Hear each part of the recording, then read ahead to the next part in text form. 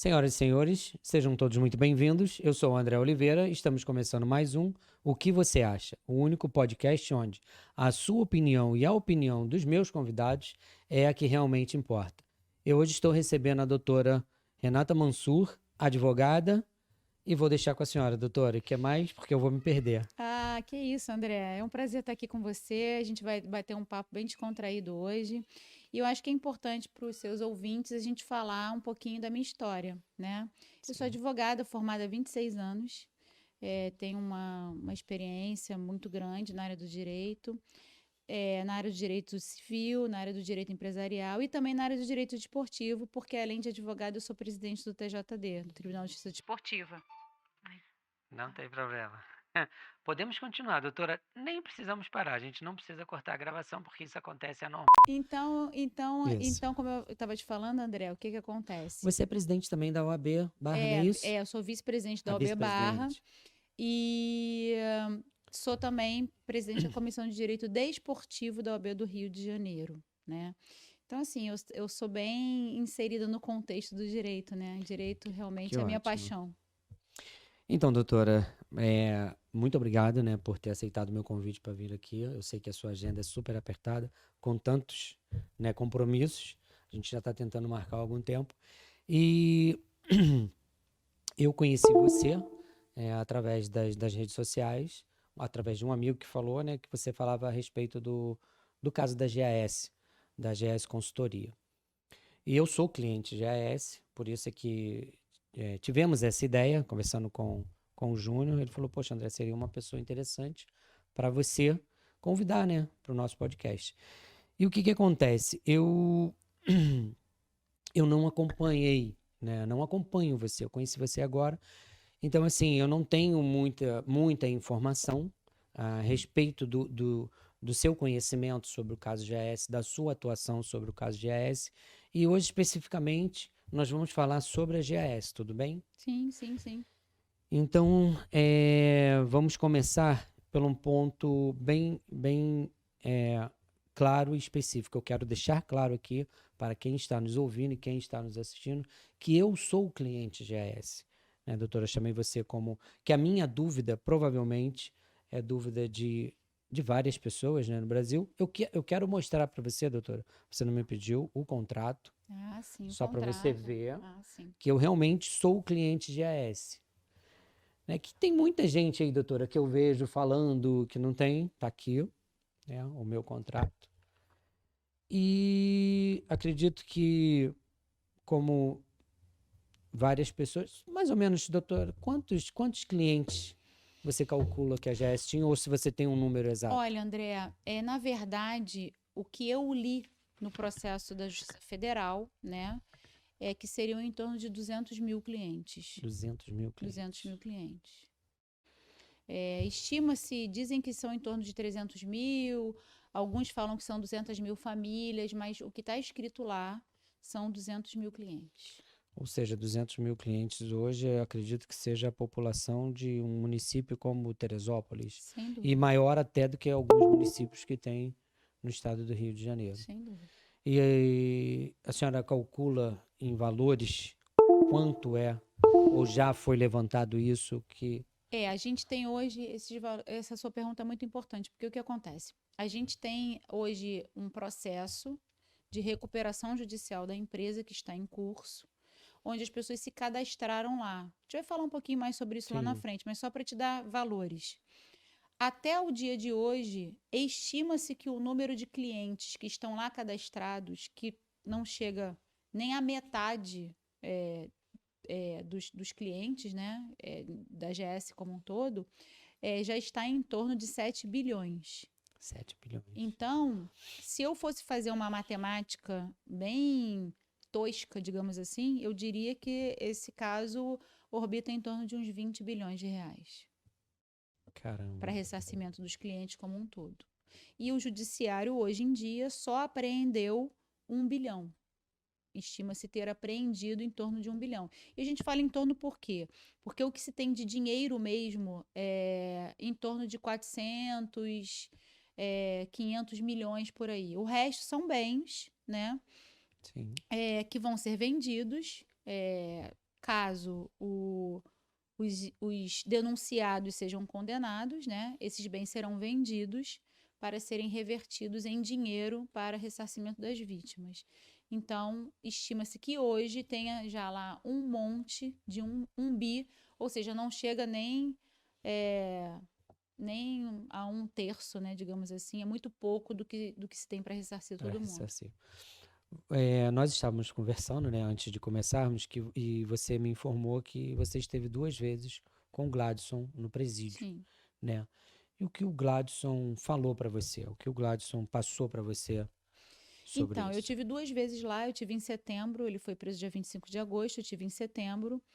E fui lá de forma despretensiosa para conhecer mesmo, ouvir, porque muitos também não sabem, mas eu também sou cliente. E eu acho que isso até me legitima, né? E é aí que começa a minha história na GAS, por ser cliente. Eu fui em busca de uma solução pessoal até para o caso, né? E isso acabou se estendendo para uma solução coletiva para os meus clientes. E assim, o Gladson de fato diz que tem dinheiro para ressarcir todo mundo. Ele, inclusive, firma a fala dele dizendo que tem 3 vezes o valor para ressarcir as pessoas. Isso é um fato. Depois eu retornei em novembro para conversar com ele novamente, porque quando estive lá em setembro, já tinha acontecido toda a operação e eu vendo o contexto do judiciário, eu fui lá para dizer apenas uma coisa para ele: Gladson, você precisa contratar um advogado da sua confiança para olhar para os clientes, para cuidar dos clientes, né? Porque, evidentemente, que os clientes não estão abarcados pela defesa dele. Ele tem advogados que defendem o CPF dele, mas nenhum cliente teve um advogado oferecido pela empresa para correr atrás do seu capital. E isso absolutamente será necessário, André, porque você pensa bem, se o dinheiro que se tem para pagar, que não é o ressarcimento para todos, está apreendido, eu só consigo tirar do judiciário qualquer coisa indo até o judiciário reivindicar e através de um advogado. Então, necessariamente, as pessoas precisarão de um advogado. E a minha sugestão para ele foi que ele pagasse esse advogado, tivesse um advogado para defender a causa dos clientes, que até hoje não existe. A gente tem lá advogados que defendem o processo criminal, né? Então, defende o CPF dele, da esposa dele, e o CNPJ da empresa no processo de recuperação judicial. Mas e os clientes? E o seu dinheiro? E o meu dinheiro? Quem busca no judiciário? Cada um vai ter que correr atrás do seu próprio advogado. E naquele momento eu não achava justo, apesar de eu ser advogada e absolutamente poder ter uma gama muito maior de clientes, eu não achava justo que a empresa não oferecesse isso, porque os clientes não deram causa a essa problemática toda da GAS, né? Então, assim, basicamente o que ele fala é que ele tem o dinheiro para pagar e que ele só pode pagar depois que sair da cadeia. Isso também foi uma fala muito posicionada dele, conversando comigo. Ele fala que só pode pagar quando sair, até porque ele também diz que ele é o detentor das senhas, né, aonde o dinheiro está acautelado, que são nas ledgers, enfim, nas Trezors, nas ledgers, enfim. Mas esse material não foi apreendido, doutora? Porque eu lembro, né, quando teve a operação, que foram apreendidas esses que são como se fossem pendrives, né? Sim, Isso que são sim. onde guarda as senhas e tudo mais. Isso foi apreendido. Isso foi apreendido e pelo que, né, abriram, né, e verificaram, existia lá criptomoedas e foram inclusive vendidas. Se eu errar, doutora, você É me isso mesmo, corrija, André. Você está correto, é isso né? mesmo. Na verdade, alguns foram apreendidos. Os que foram apreendidos, eles acharam as senhas que estavam coladas atrás e venderam. Esses que foram vendidos justamente se transformaram no Em dinheiro reais, que hoje correto? está apreendido lá, entendeu? Sim. Fora o dinheiro que foi achado na casa dele, na residência dele, que também foi apreendido, na casa do Tunai também foi achado. Então, esse é o montante de dinheiro que se tem lá. Mas outros, diz o Gladson, que não foram apreendidos, mas não se tem as senhas, porque nem todas as Trezors, nem todos os pendrives, digamos assim, né, para o leigo entender, teriam as senhas para que pudesse ser transformado em real. Ele falou algo com relação a algum dinheiro, alguma coisa que estaria com a esposa dele, com a Mireles? Ou não falou isso Não com falou você? isso, ele não falou Porque, isso. não sei se é boato, né, doutora? Porque é tanta coisa que falando aqui, falando ali, tanto que eu me desliguei, por isso é que eu só vim conhecer lá agora. Outros mais que falavam bobagens, eu falei, não quero mais saber desse caso, vou parar de ver tudo com relação a GAS. E me interessei por você por conta disso.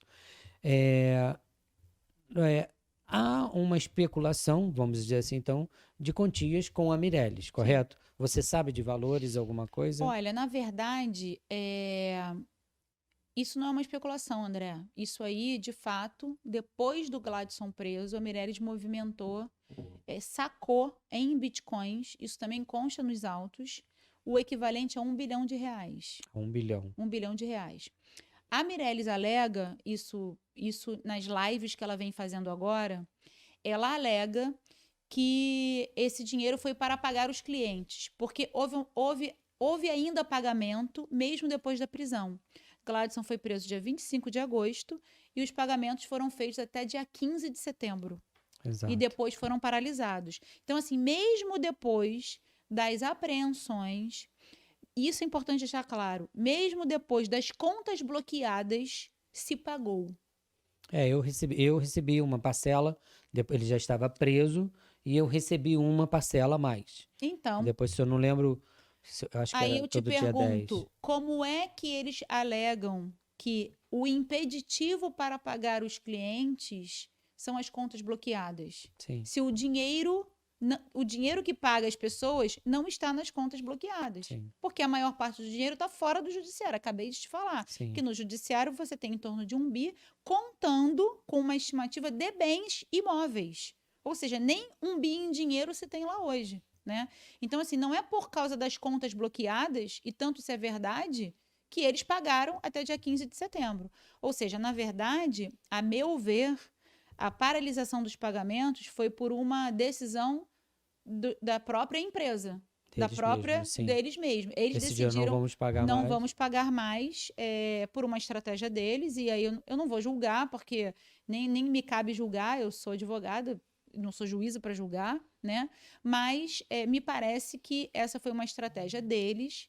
E a própria Mireles também, em lives recentes, diz que muito dinheiro está na mão de traders, que eles colocaram dinheiro na mão dos traders para os traders operarem, e no momento em que Gladson é preso, esses traders sumiram, não devolveram o dinheiro, e ela está foragida fora do Brasil, foragida, ela não tem como ir atrás dessas pessoas para cobrar. Essas pessoas também, por sua vez, não tem nenhuma vinculação com ela, fizeram um trato com Gladson, segundo o que eles dizem, então ficou nesse impasse, né? Então, se você me perguntasse assim, tem dinheiro para pagar todo mundo? Eu de fato não sei. Doutora, Sei. isso já não seria, essa fala da Mireles, já não seria uma premeditação de tipo, ó, uma desculpa, né? No caso assim, tá com traders, porque é fácil falar, tá com traders que sumiram, que falaram com Gladson. Olha, eu acho, vou ser sincera com você, André, eu acho factível que isso de fato tenha acontecido. Porque é só você olhar para a realidade, né? Realmente você precisa colocar o dinheiro na mão de operadores para que eles possam operar. E assim, as operações são incontestáveis. Ninguém contesta. Tinha operação em criptomoeda, sim, mas a pergunta é: o suficiente para essa gama toda de clientes? Essa é a resposta que ninguém tem ainda, nem o judiciário. É importante dizer que o judiciário entende que Gladson responde por crime de pirâmide financeira, que vulgarmente chamado de pirâmide financeira, que é o crime chamado de crime contra a economia popular. O próprio nome já diz, crime contra a economia, né? Ou seja, é aquela pessoa que te lesa na tua economia. Por isso, crime contra a economia popular. Então, isso seria pirâmide financeira. E ele responde também por crime contra o sistema financeiro nacional, né? E as pessoas confundem muito, dizem assim, mas como é que ele pode responder por crime contra o sistema financeiro se a criptomoeda não é legalizada no Brasil? Isso, você tocou num ponto que eu já ia entrar, e você já se antecipou, perfeito. Existem as duas correntes ou mais correntes, uns defendem o Gladys, outros não. Uns dizem que é o problema, né, do judiciário, foi o judiciário que fez isso, porque não tem, porque não é, se não é autorizada, né, se não tem uma legalidade, né, a operação com criptomoedas, o que está errado, tá, doutora? A meu ver, e eu sempre vou questionar e vou pedir a sua opinião juridicamente, porque existem empresas como, vou dar só um exemplo, a Mercado Bitcoin, Uhum. que é uma empresa legal, inclusive eu já aportei dinheiro lá, já fiz operações por lá, e que fazem ofertas e não está no Brasil, fazem operações e é legalizada. Sim. E a GAS não era legalizada. Então, assim, como é que você vê todo esse processo? É culpa do judiciário? Porque dizem isso, pô, os que defendem, né, a GAS com unhas e dentes e tudo, falam muito isso. Sim. A culpa não foi do Gladson, até botam Gladson. A culpa foi do judiciário que foi lá apreender, ou seja, botando o judiciário como o malfeitor, o Sim. judiciário como o causador do problema. Como é que você vê? Então, André, assim, eu já fiz várias lives e já fui muito criticada por esse grupo, né, que defende a empresa com unhas e dentes. Mas o que eu tento mostrar para as pessoas é um pensamento organizado e coerente. Eu vou passar para você, você vai conseguir entender perfeitamente. Gladson começa respondendo, como eu estava dizendo, por dois tipos de crime: crime contra o sistema financeiro e contra a economia popular. Crime contra o sistema financeiro por quê? Porque ele captava recursos através dos seus consultores, que tinham inúmeros CNPJs. Esses recursos eram captados, eram operados, segundo o que a empresa diz, em criptomoedas, e o resultado era um pagamento de 10% ao mês.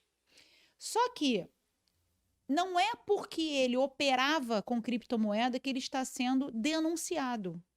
Ele está sendo denunciado porque ele captava recursos funcionando como uma instituição financeira, como um banco.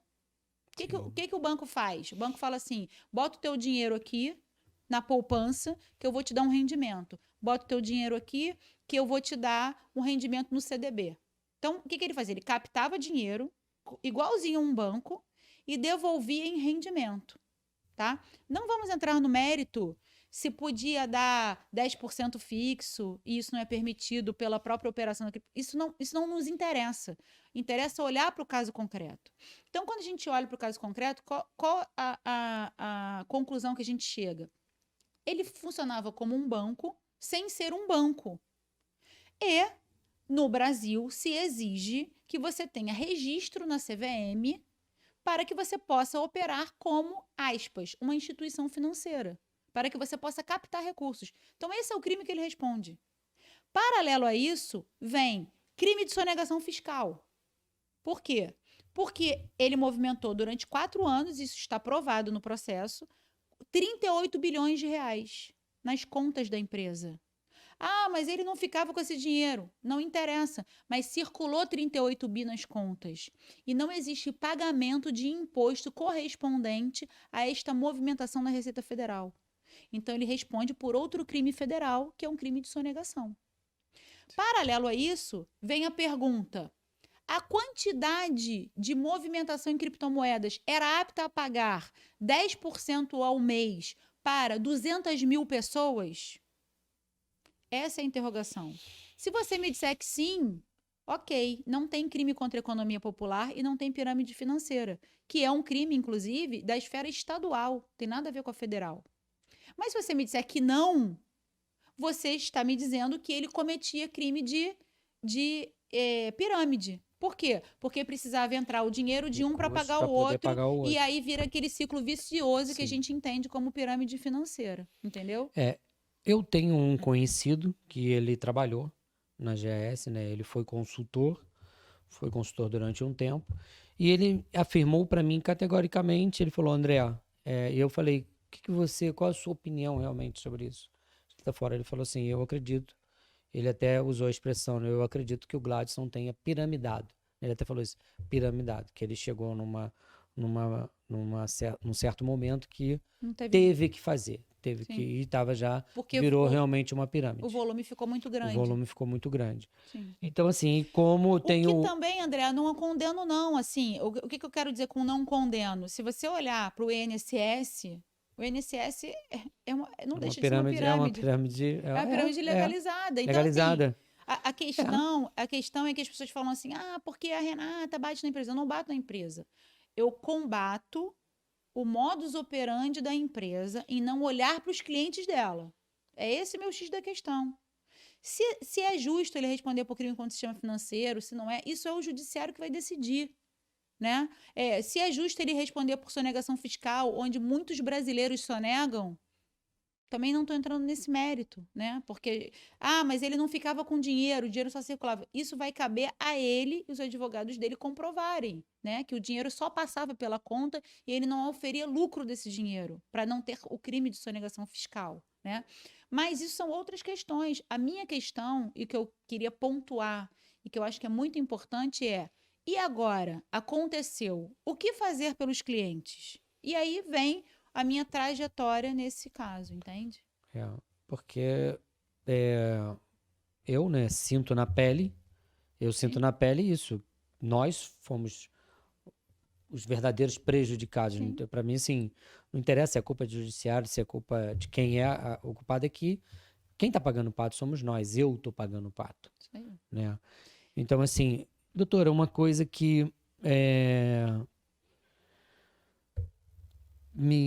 eu acredito que também as dúvidas que eu vou levar é dúvida de cliente, né? Por isso que foi até bom eu não conhecer as suas lives, eu não ter participado das suas lives, eu não ter visto, porque eu saberia, talvez eu não teria nem conteúdo aqui para perguntar para você o que eu preciso entender. O meu contrato, né? Eu fui num prédio, claro, através de um amigo, né, que eu comentei, ele já estava há um tempo e ninguém veio, ele não veio me oferecer, eu que quis entrar, né, falei, pô, é legal, você tá, cara, eu já estou há bastante tempo, eles me pagam direitinho, e aí eu fui no escritório aqui no Le Monde, na Barra da Tijuca, parecia nossa, nunca entrei num escritório tão lindo, tão maravilhoso, máquinas, dinheiro pra caramba, pessoal contando, uma coisa absurda, faraônica. Eu falei, nossa, a empresa é muito forte, muito grande, com muito poder. E deixei meu dinheiro lá, não tenho problema de falar em quantia, eu tinha vendido um imóvel, eu peguei 240 mil de parte desse imóvel que eu vendi, fui lá e levei meu dinheiro lá e coloquei, entreguei na mão de um consultor e ele me deu um recibo, né, contado, tudo certo, me deu um recibo no nome de uma outra empresa, que não era a GS, que era aqui, a esposa do Tunai, você lembra o nome dela? Márcia. Isso, Márcia. uma empresa em nome da Márcia, e me deu o recibo, e tudo bem, foi. Quando o primeiro pagamento veio o pagamento em nome da empresa do consultor. Né? Não veio GAS, não veio o nome da Márcia, veio no nome do consultor que me pagou. Entrou direto, tudo depósito em conta, na minha conta bancária direto. E hoje, o que eu mais escuto, o que eu mais vejo é o consultor falar que ele foi lesado. Inclusive, o cara que era o meu consultor, né, falou, mas eu fui lesado, tanto tão lesado quanto você. Então, eu fiquei assim, uma das minhas broncas foi isso. Né? Eu não fui na delegacia denunciá-lo, não fui fazer nada contra ele, porque eu queria ver como que seria o desenrolar dessa história. E o cara se coloca como lesado também. Ah, mas eu fui lesado. Mas espera aí, doutora. Ele recebeu... Você estava vindo através da empresa dele, eu não sei qual era a porcentagem. Você sabe qual era a porcentagem que os consultores... Dizem que os consultores ganhavam 1% e os trainees, né, que era uma fase anterior não era um trainee, como o nome diz, estava indo em treinamento, ganhava meio. E os sócios, 2,5%. Então aí, o cara ganhava 1% do meu dinheiro, do seu dinheiro e do dinheiro de todos os clientes da GAS. E hoje o cara simplesmente, não, eu também fui lesado, eu sou da empresa. Doutora, isso não é injusto? Isso não está errado? É porque eles ganhavam o meu dinheiro, vamos dizer assim. Hoje o cara simplesmente fala assim, eu fui lesado também, tem que cobrar da GAS. Como é que você vê juridicamente essa questão? Essa sua pergunta é muito interessante, André, e ela dá margem para várias discussões, né? De fato, os consultores, eles são lesados também, fato. Eles também são vítimas da empresa, mas você também é vítima deles, né? Se a gente, Sim. a gente não precisa estudar Mas por que direito. que eles são lesados da empresa, doutor? Entenda bem.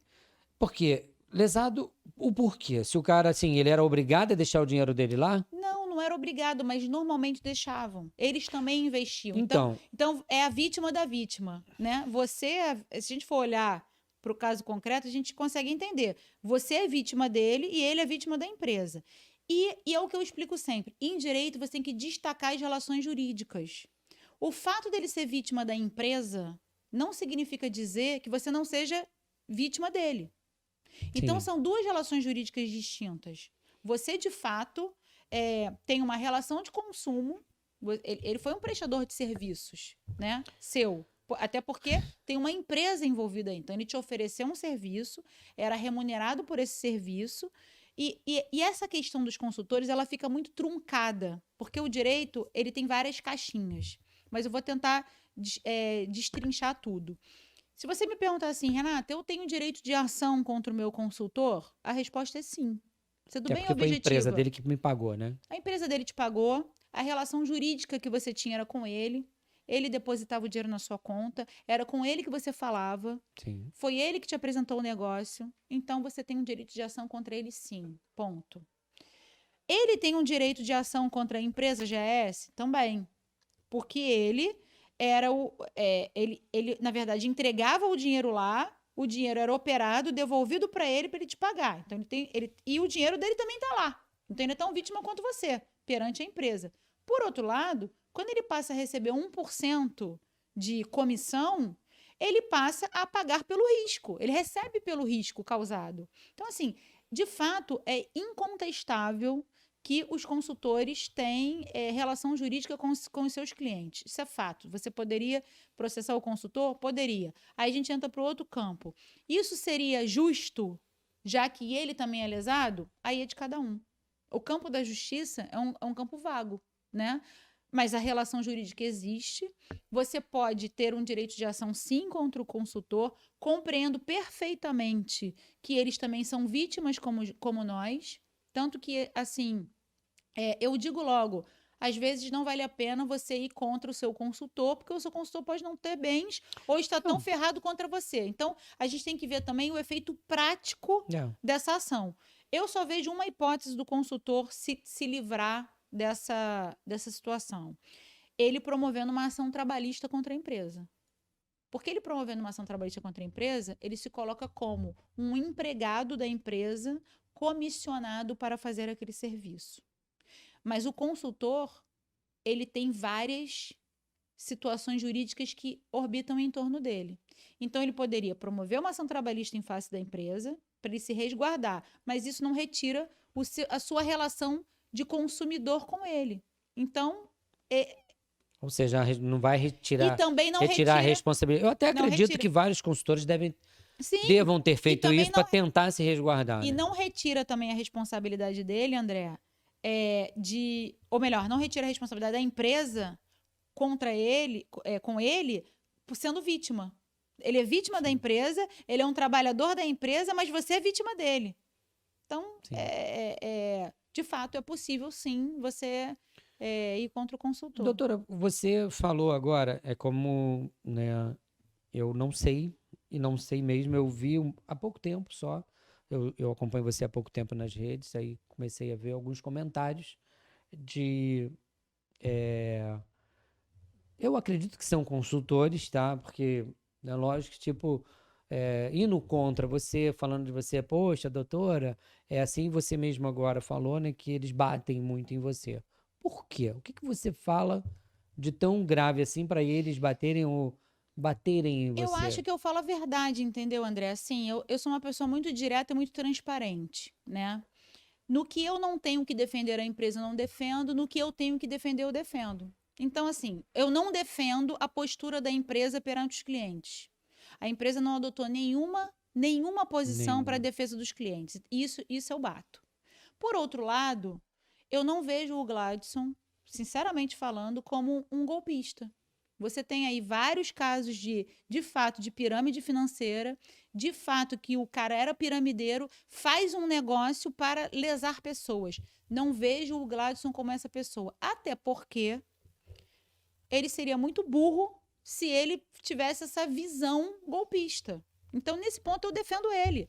Porque você imagina o seguinte, se você coloca o seu dinheiro lá, você falou 240 mil, você tem seus 10%, você nunca vai tirar o seu dinheiro de lá. Então, Sim. era uma pirâmide, se fosse, inacabável. É.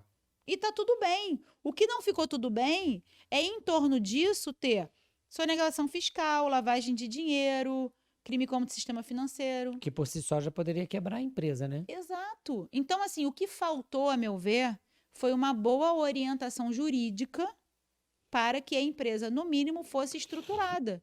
Talvez ele não pudesse ter essa quantidade toda de clientes, porque as operações de criptomoeda não permitiam, como o teu próprio consultor falou.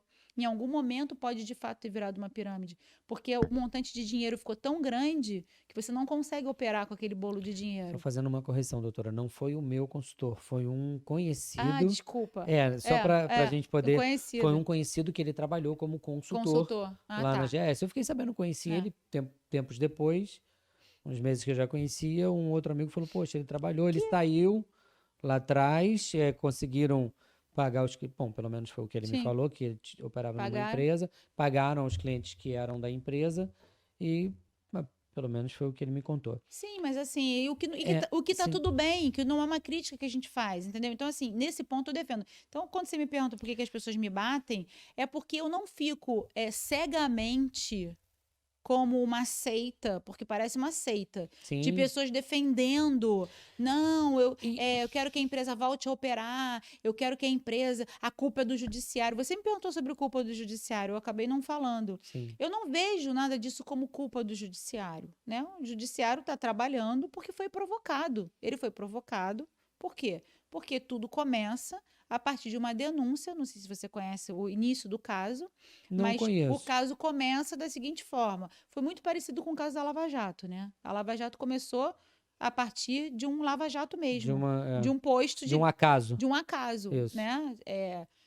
O orçamento daquele posto não era condizente, daquele Lava Jato não era condizente, e aí acharam ali o doleiro que lavava dinheiro ali. Pegaram o fio da meada E pegaram o fio da meada, exatamente, foram investigar isso. o doleiro e pegaram todo mundo. É mais ou menos parecido com a GS. Como começa o caso da GS? A Polícia Federal recebeu uma denúncia de que um helicóptero estaria saindo de Búzios, do aeroporto de Búzios, com carregamento de drogas. A Polícia Federal foi lá. Quando chegou lá, não era droga. Ah, o caso do dinheiro. Eram 7 milhões. Do helicóptero preso com dinheiro. Isso E eu aí, lembro. quando exato. apreendem esse dinheiro, perguntam de quem esse dinheiro? Aos pilotos. É do seu Gladson, é da GS. E começa a investigação Verdade, daí. né? Agora é verdade. Aí o Gladson se apresenta para recuperar o dinheiro. Talvez tenha sido o grande erro dele. o grande erro dele. Quando ele se apresenta para recuperar o dinheiro, a polícia fala assim: cadê a origem do dinheiro?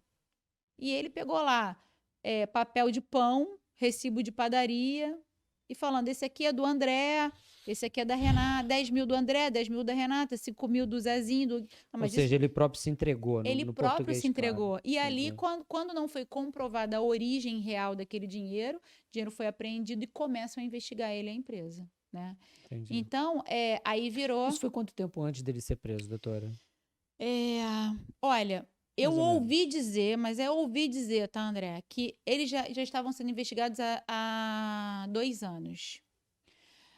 Mais fortemente, mas aí se livraram de algumas investigações, mais fortemente 2 meses antes dele ser preso. Entendi. O que, assim, aí vem as pessoas falando que teria dedo de Universal, não sei se você já ouviu falar sobre isso. Já ouvi falar que Itaú, bancos, bancos, que os bancos estavam outras tendo forças. prejuízo, as pessoas estavam pegando dinheiro de empréstimo no fato, banco para poder passar para ele. De fato, uma coisa realmente me chama a atenção. Se de fato foram 2 meses antes da prisão as investigações, significa dizer que correu muito rápido. Né? O processo de investigação correu muito rápido, o que não é muito normal. Então, assim, talvez, pela grandiosidade da empresa, por ser a GS uma potência, como você mesmo falou, e de fato era, pode ter tido mesmo um grupo ali político, não importa se vem do banco, não importa se vem da igreja, não importa de onde venha, que realmente atuou ali para que as coisas acontecessem mais rápido, entendeu? Deixa eu passei um pouco. Você falou que logo que ele foi preso, você foi lá, ele estava com quanto tempo preso? Um mês? Um mês. Um mês preso. Lá atrás, né, quando pararam de pagar e tudo, começou a surgir boatos de que o pessoal estava fazendo fila, assim, a palavra era o que usava, que o pessoal estava fazendo fila no presídio para receber do Gladson.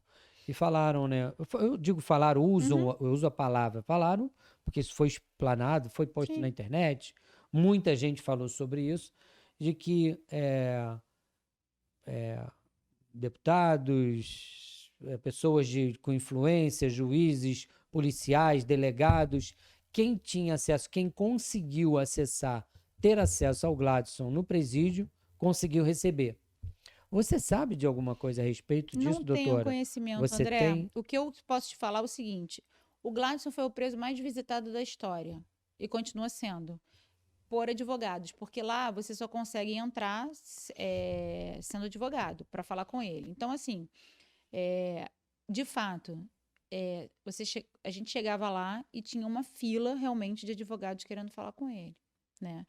Eu imagino que não sei se Ele mesmo, desculpa, doutor, ele mesmo chegou a dar declarações sobre isso, não foi? Ele chegou sim, ele chegou a declarar isso. E realmente eu, quando fui lá, as 2 vezes que eu fui lá, de fato, a gente assina um livro, né, para entrar lá.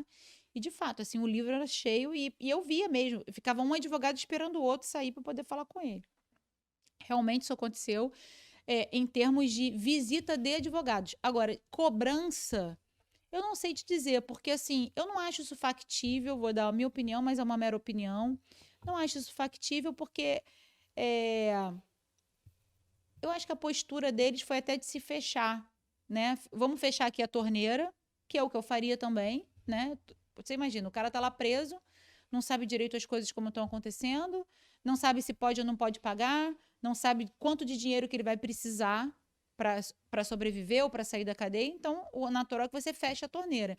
Então, não acho que ele deva ter pago muita gente ao longo desse caminho, não. Não acho. De fato, não acho. essa questão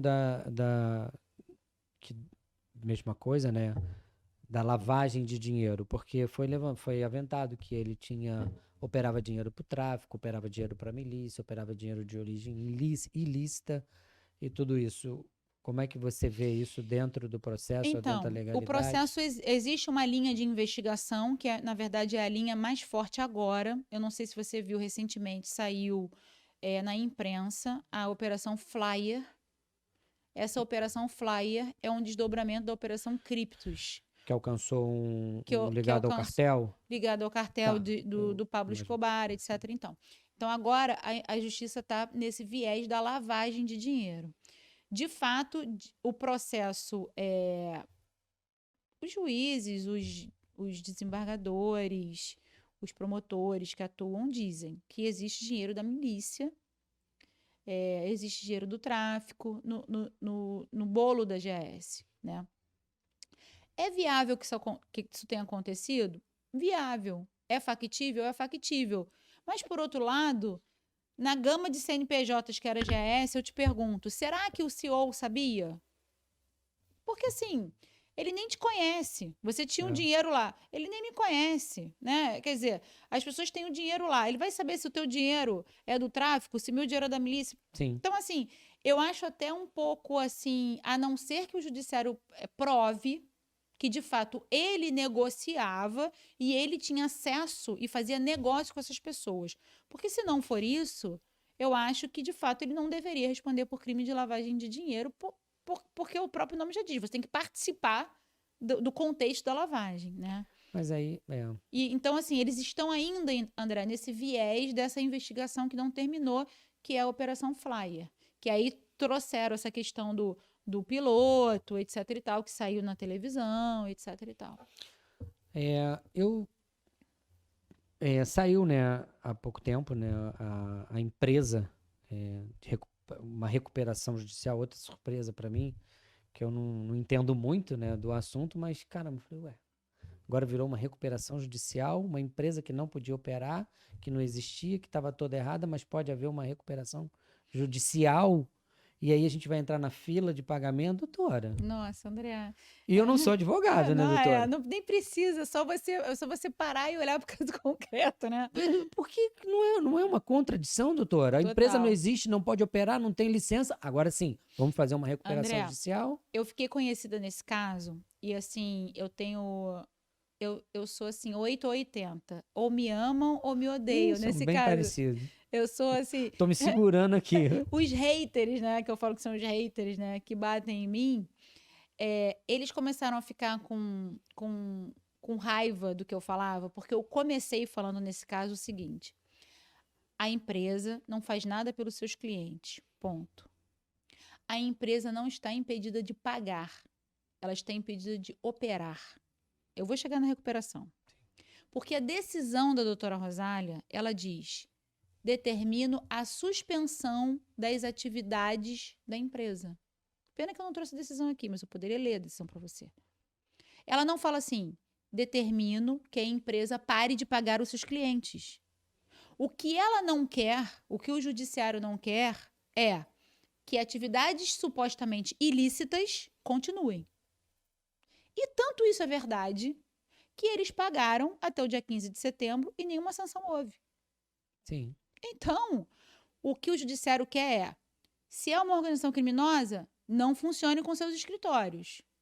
Se tem dinheiro de tráfico e milícia, não lave dinheiro. Para isso, eu preciso parar a tua atividade. É isso que o judiciário quer. Mas, em nenhum momento, nenhum judiciário do mundo vai dizer assim: não pague o teu cliente de boa fé. Então, se a gente chega à conclusão que só tem um bi apreendido, que ele diz que tem 3 vezes mais o dinheiro para pagar as pessoas, o dinheiro está fora do judiciário, correto? Sim. E não está apreendido. Então, a pergunta é: por que não pagam?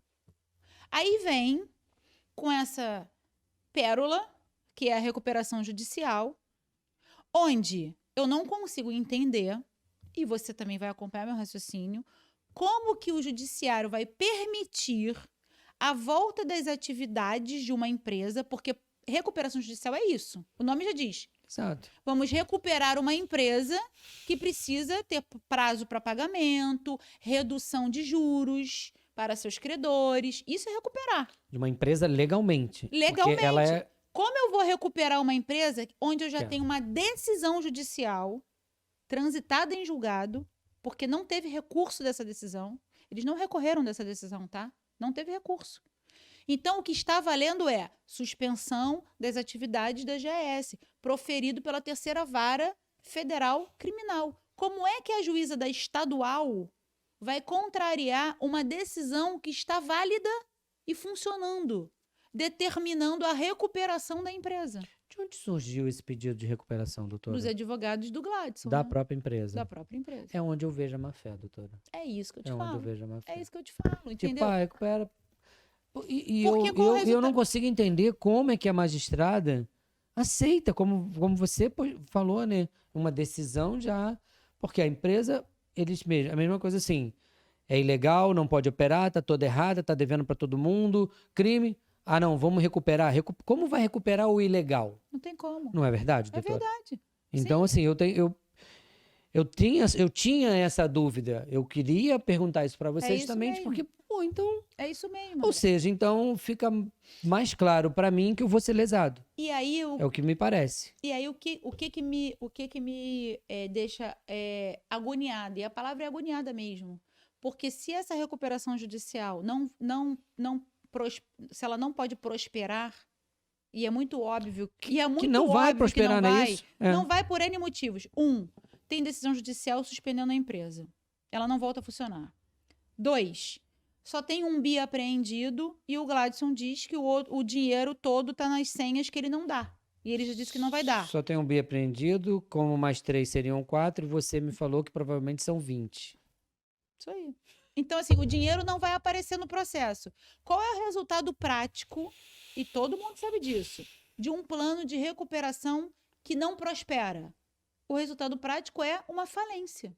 É isso. Aí vai aceitar uma falência de uma empresa que não existe, que estava operando ilegal e que aí não vai pagar ninguém. E se aceitar, admitamos que o judiciário aceite tudo isso. Mas o dinheiro não vai aparecer, isso é fato. Porque o Gladson diz que não vai dar. Então, assim, ele já falou. Ao mesmo tempo que ele diz, tem o dinheiro, ele fala assim, não dou as senhas para vocês pegarem o dinheiro. Então, o dinheiro não vai aparecer.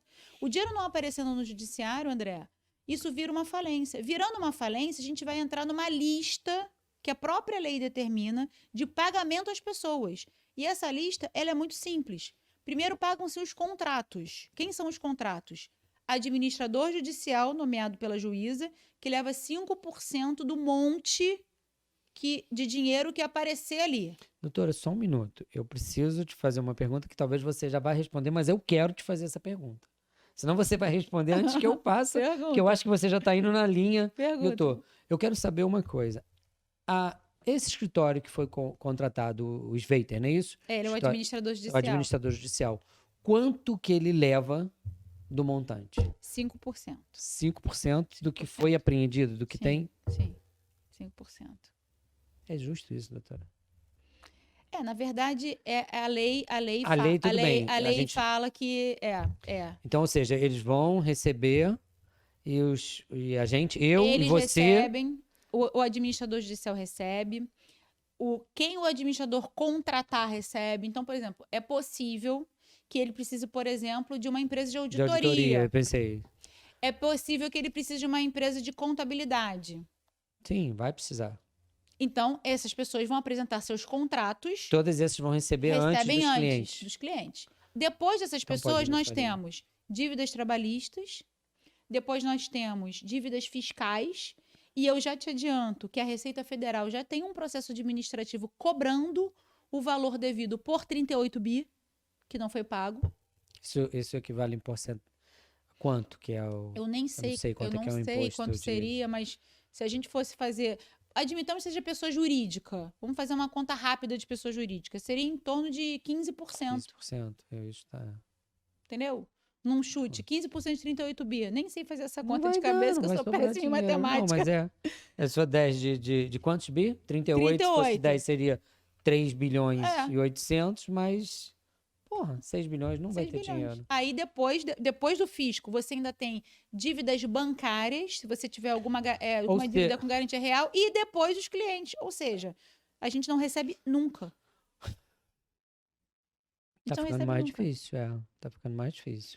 Mas eu também já coloquei na minha cabeça que é um dinheiro perdido. Já coloquei, mas não pode colocar, né? Não, eu coloquei no sentido de que eu tenho esperança de receber. Só que eu desatrelei a minha vida a isso.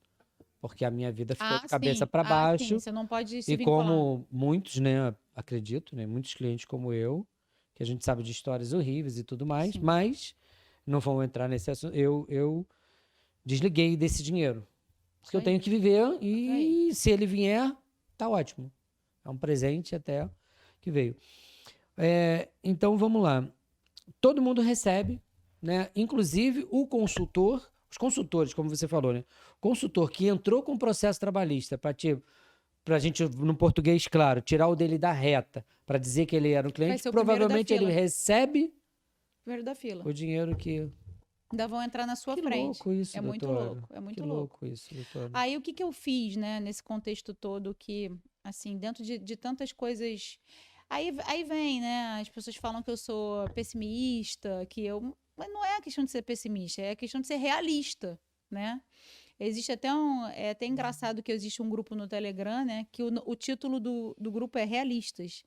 Eu faço parte desse grupo e o grupo a gente tem lá um Instagram, fizeram lá um Instagram e a gente lá coloca nossas posições, o administrador do grupo faz as postagens lá falando o que a gente está falando aqui, que é a realidade, né? É a realidade. E aí as pessoas falam que a gente é pessimista, que a gente não quer que a empresa volte a operar, que a empresa volte... Tudo que a gente queria é que a gente continuasse recebendo nossos 10%. Sim, Isso é exatamente. muito óbvio para todo Claro. mundo, né? Aí você pergunta assim, Renata, tá bom, e quais são as perspectivas jurídicas?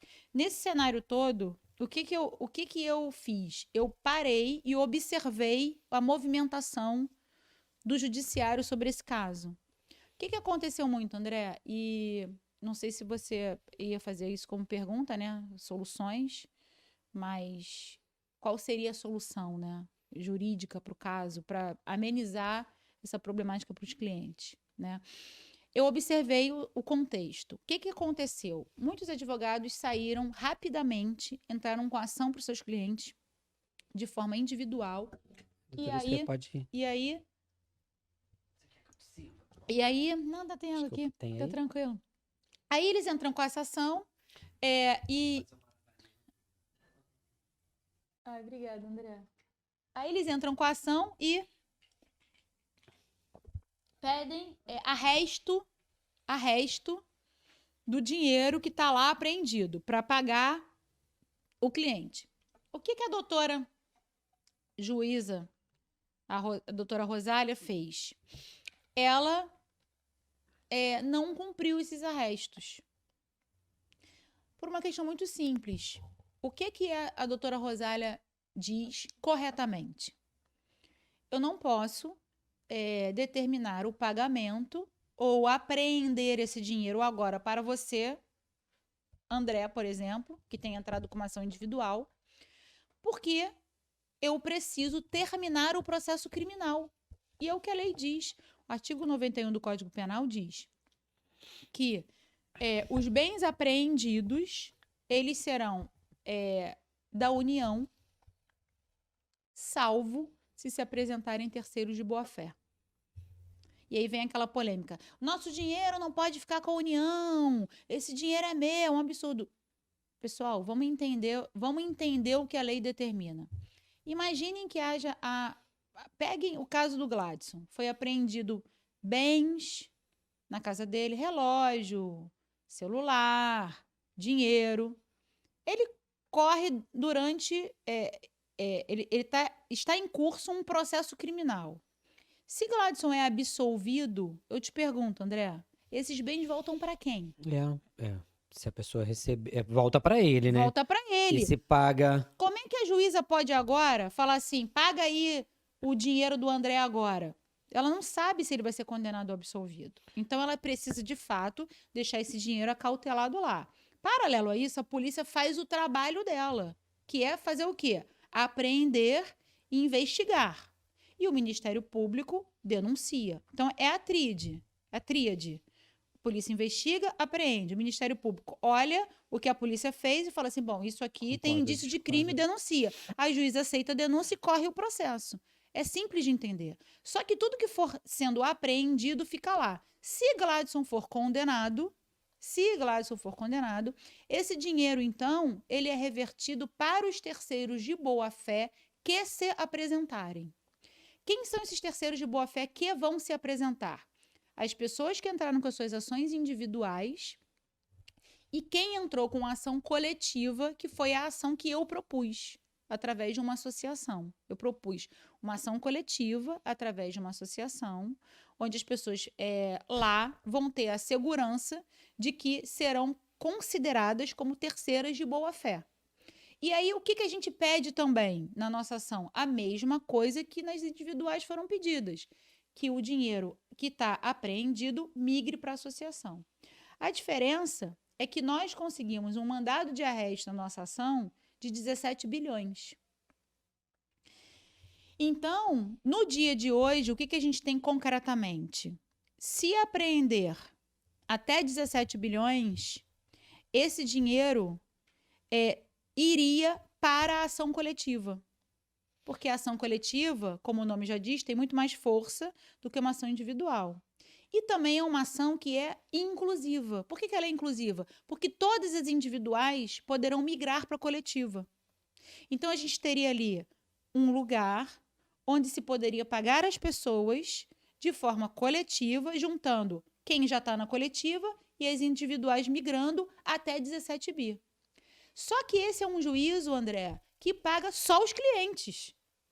É por isso que eu fico indignada com a empresa ter aberto um plano de recuperação, porque lá na recuperação você tem uma fila de credores. Na ação coletiva, você não tem fila, é só para pagar os clientes. Ah, mas doutora Renata, 1 bi não paga todo mundo. Ok, mas 1 bi paga só cliente. O que não pode é esse 1 bi pagar a lista que eu já te coloquei. Então, tudo que a gente não pode deixar, a meu ver, é fazer prosperar essa ação de recuperação judicial. Essa associação, né, que você entrou com... Quantos clientes? De quantos clientes você está falando, doutora? Olha, agora a gente deve ter, em média, uns 2.000 clientes. Você ainda aceita cliente entrar? Sim, não tem prazo para entrar. Mesmo escrito, por exemplo, eu me habilitei. Uhum. Pô, não tem... Sim. O que tinha, eu fui lá e me habilitei. Sim. E eu posso fazer parte dessa ação? Pode, qualquer um pode fazer parte da associação. Não tem prazo para entrar na associação. Eu acredito Perdão, doutora, tem quantos clientes atualmente? Em torno de uns 2.000 clientes. 2.000 clientes. Eu acredito que esse processo deva demorar uns 3 anos. E eu sou absolutamente honesta com os meus clientes. Porque eu digo o seguinte, esse dinheiro só vai migrar para algum lugar depois que acabar o processo criminal. Esse processo criminal não vai acabar amanhã. Essa ação de recuperação tem como não prosperar, doutora? Existe algum... Estamos trabalhando para isso. Estamos trabalhando para isso. Porque é muito louco isso. Todo mundo vai receber e quem deve mesmo receber não vai receber. Porque não vai chegar no nosso patamar. É como você falou, né? Que, amiga, a partir do momento que fizeram a ação de recuperação, por isso que você usou a palavra seria. Seria. Né? Porque... Seria. Então, a gente está trabalhando para isso, para de fato não fazer essa ação prosperar, que é um dos trabalhos nossos. Doutora, eu vou citar alguns nomes, tá? Você tem problema de falar? E se você tiver também, você fala, André, prefiro não comentar, prefiro não. Como eu te falei, não seria justo a gente fazer o que nós vamos falar, porque não seria uma coisa natural. Sim. Né? Eu precisava ter alguns tópicos para poder... Se eu tiver conhecimento de quem são, eu posso te dizer. No início, lá atrás, né, quando começou tudo, aí começou as pessoas irem para a internet e tudo, apareceu a doutora Mônica.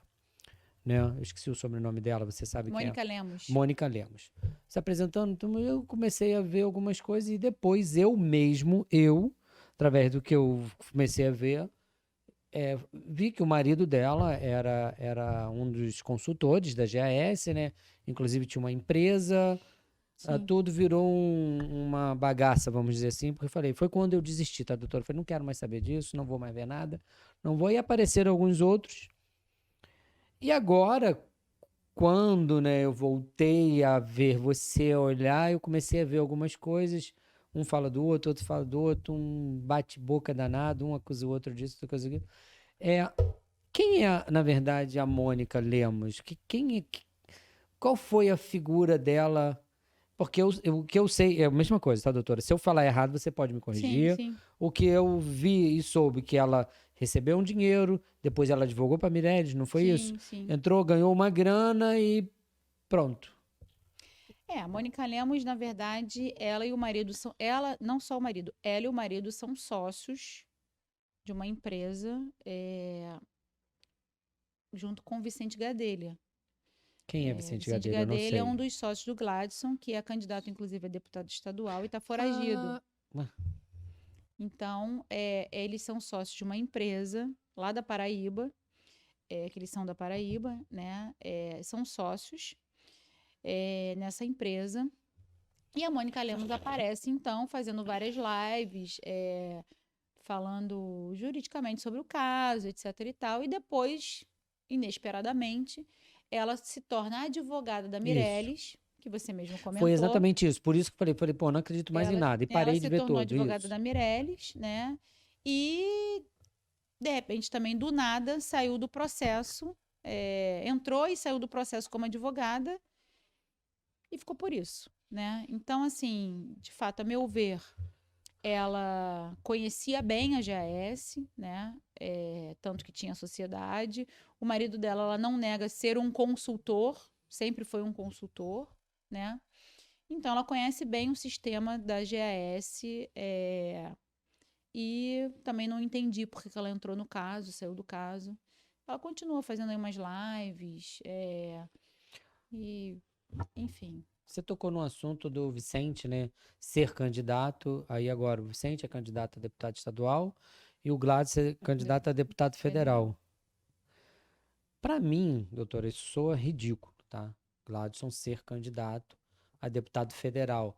Pô, o cara tá preso, o caramba todo. Eu sei que pela lei, né? Ele A pode. lei ele pode. Mas, doutora, como é que você. Eu, assim, às vezes eu fico rindo porque eu fico com raiva, tá? Da vontade de xingar, inclusive. Não é possível, porra. Tá de sacanagem, a gente tá sem dinheiro, desculpa, mas a expressão é essa. Sim. Minha vida tá toda de cabeça para baixo, eu tô me reinventando e acredito que como eu, muita gente, né? Você também, você falou, você é cliente, você foi lesada. Provavelmente você teve que refazer Sim. algumas coisas na sua vida, eu não sei qual Todo o teu poder mundo, aquisitivo. Todo mundo, André. O meu realmente dependia daquele dinheiro, fora outros. Então, assim, e aí os caras brincam, porque isso é uma sacanagem. Isso pra mim é um escárnio comigo, quando eu vi. Eu falei, pô, não acredito, esse cara é candidato a deputado federal, a gente vai, é isso mesmo? E pedindo que os clientes da GAS votem nele? Pelo amor de Deus, como é que você vê isso? Além, eu vejo como uma sacanagem, tá, doutora? E como um escárnio, como cliente lesado. Esse cara tá brincando comigo. Pô, me paga. Eu já ouvi, inclusive, comentários lá. Me paga o meu dinheiro que eu até voto nele. Eu não voto, tá? Mas gente falando assim: me paga o meu dinheiro que eu voto. Agora, querendo usar clientes ferrados para poder.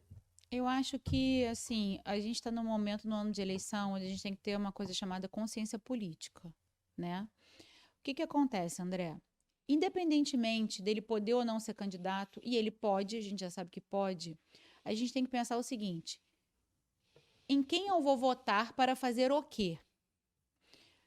A pergunta clássica é: como eu vou votar numa pessoa que vai continuar presa? Porque, assim, o que se vende é que o fato dele ser eleito, ele sai da cadeia. Não. Ele continua na condição que ele está. Só que ele vai ser, se ele for diplomado, que isso é uma outra situação, se ele vier a ser diplomado, né? Ele simplesmente continua os processos dele são paralisados, porque durante o mandato ele não pode ser processado, julgado. Ele ganha um foro privilegiado, mas ele continua preso. Se ele tiver que continuar preso, Encarcerado ele vai mesmo? Encarcerado. Aí eu te pergunto, como é que você vai colocar uma pessoa, e isso eu falo, não é porque é o Gladson não, tá? É qualquer um. Qualquer um. Como você vai colocar uma pessoa para te representar no parlamento que nem pode ir no parlamento? Uhum. É só isso.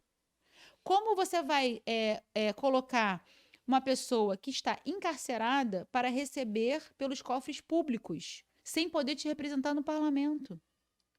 Então, assim, quais são as propostas políticas desse senhor, né? O que ele se compromete? Ah, legalizar a criptomoeda? Isso é bandeira política? Eu não vejo, entendeu? Então, assim, o que eu acho é que as pessoas têm que ter consciência, e também não acho correto, mas aí é uma opinião minha, falar assim, me paga que eu voto. Porque isso parece compra de voto. Sim. Então, o que eu acho é, você tem que votar em quem você entende que vai te representar bem no parlamento, né? Aí as pessoas falam assim: ah, mas se eu votar nele, ele vai ser eleito, ele vai ter capital político para se livrar de tudo e voltar a me pagar os 10%.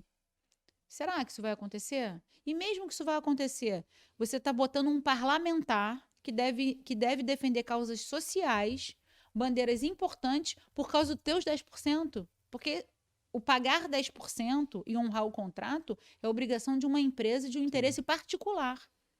Quando a gente vota visando o interesse coletivo. Mas isso é a minha opinião, entendeu? Eu voto pensando no coletivo, que eu acho que isso é o certo, né? Mas... E como você falou, né? Seria uma compra de voto. Mas eu até entendo a pessoa falar isso, que a Sim. pessoa tá tão indignada, né? Que ela, pô, me paga que eu voto e não tem... Vamos lá, vamos mudar um pouquinho de assunto, como você falou, né? Das pessoas que vão bater em você, vão pra internet para bater de frente com você. Eu vi e eu não lembro, assim, doutora, eu até, quando você aceitou vir fazer, né, o programa comigo, eu até busquei dar uma olhada nas suas redes sociais para ver, saber o que você realmente estava falando. Mas como você faz lives, né, não fica lá, não tá, então vi só algumas coisas, algumas publicações que você fez e o pessoal lá te contestando, falando isso, a doutora, até esse. Eu acho que é uma empresa ou alguém, ou é um perfil fake que fizeram que apoia esse Vicente, né? Uhum. É o Vicente, que é o Vicente. candidato, até que eu nem sabia, fui saber esses dias, falando lá e falando, pô, me admiro muito a senhora, doutora, falar isso. Por quê? Me admiro muito por quê, doutora? Eu não sei, porque assim, como eu tô batendo esse papo aqui com você, André, eu falo assim, o que você nem precisa estudar direito para entender. Se você parar e raciocinar, você consegue entender o contexto das coisas, né? Mas o que se quer é que esse grupo vinculado à GAS, de clientes, que eles defendam a empresa com unhas e dentes, as pessoas defendem que todos devem ser soltos e livres, porque se plantou que essas pessoas livres vão pagar os seus clientes. Eu acho que vão Só que fugir. dentro do meu raciocínio, eu te falo, se pagaram do dia 26 ao dia 15 de setembro e o dinheiro não está preso, poderiam continuar pagando. O que tá, ó, me devolve o meu capital. Ou Isso, devolve o seu, devolve o meu, vai exato. devolvendo.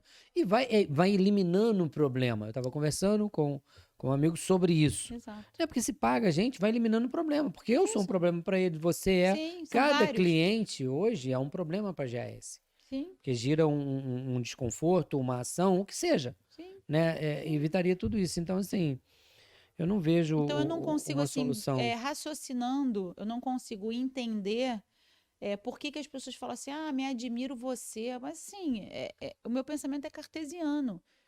O meu pensamento chega a ser, na minha visão, até óbvio, né? Que é o mesmo que você tem, que várias outras pessoas têm, né? Então eu não bato no que não tem que bater, mas eu bato no que tem que bater. Em que eu bato? Pague seus clientes. Arrume uma maneira de pagar seus clientes. E ainda que não tenha o dinheiro todo, tá, André? Assim, pode de fato ter acontecido nesse meio do caminho não se ter o dinheiro todo para pagar, ou porque ficou com os traders que a Mirelle diz, ou porque tem coisa apreendida, não importa, mas o que se tem, pelo menos demonstre a boa-fé de que você de fato quer pagar, porque assim, o plano de recuperação judicial para mim não é uma boa-fé. Eu Não é? inclusive sugeri em várias lives minhas, até tive algum tipo de debate com os advogados deles, que um deles numa live perguntou assim: então qual é a solução? Eu falei: faz uma ação de consignação em pagamento. Pega o dinheiro, deposita numa conta judicial e mostra para as pessoas onde está lá. Cada um vai lá, habilita o seu contrato, no judiciário vai recebendo. É simples. Se o dinheiro está fora do judiciário, deposita numa conta judicial. Não precisa dar na minha mão, não precisa dar na sua. Se ele não quer entregar as senhas porque não confia em ninguém, então ele pega uma pessoa que pode fazer isso, que é a dona Mireles. E por que ela pode fazer isso? Ela pode fazer isso porque ela vendeu bitcoins e transformou em 1 bilhão. Onde ela botou esse dinheiro?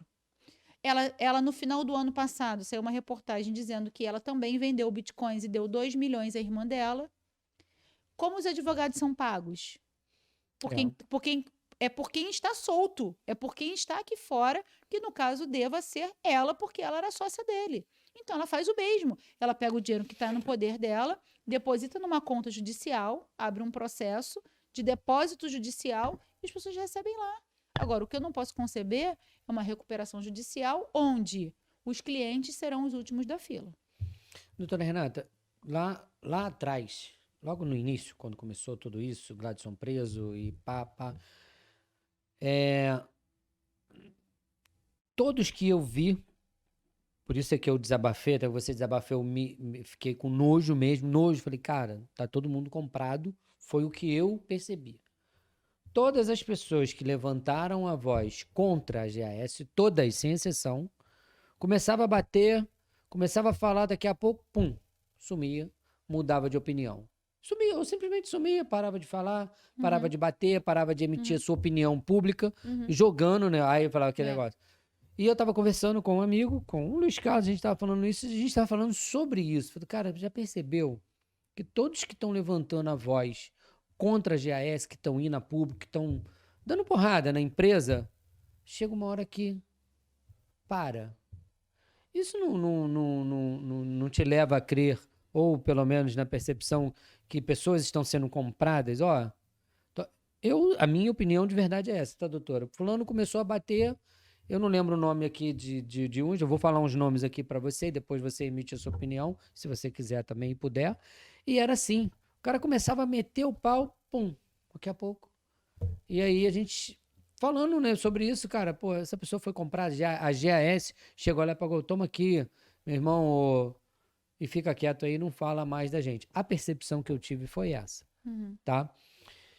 Você chegou a sentir isso em algum momento, a ver isso também, ou não? Eu tô viajando, Olha, sem precisar fazer acusações sim, pessoais a alguém, tá, sim, sim, doutora? sim. Então, assim, André, isso é factível de que possa ter acontecido, sim. A gente não tem como provar, a gente não tem como saber.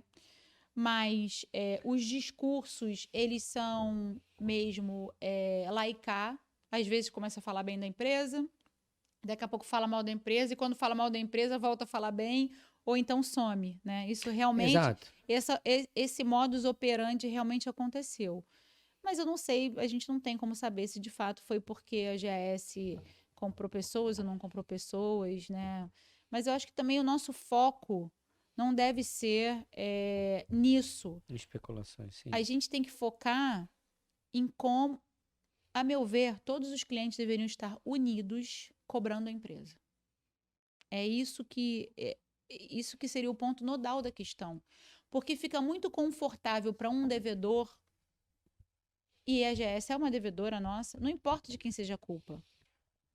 O exemplo que eu dou é o seguinte: se você vai comprar uma geladeira e não te entregam a geladeira, você vai querer seu dinheiro de volta. Sim. Você não vai defender o fabricante da geladeira, correto? Porque é obrigação do fabricante ou da loja que você comprou te entregar na sua casa. Então, assim, eu não entendo por que as pessoas defendem com unhas e dentes o devedor, porque fica muito confortável para o devedor não ser cobrado. Se cobrado, ele já relaxa, você imagina não sendo cobrado.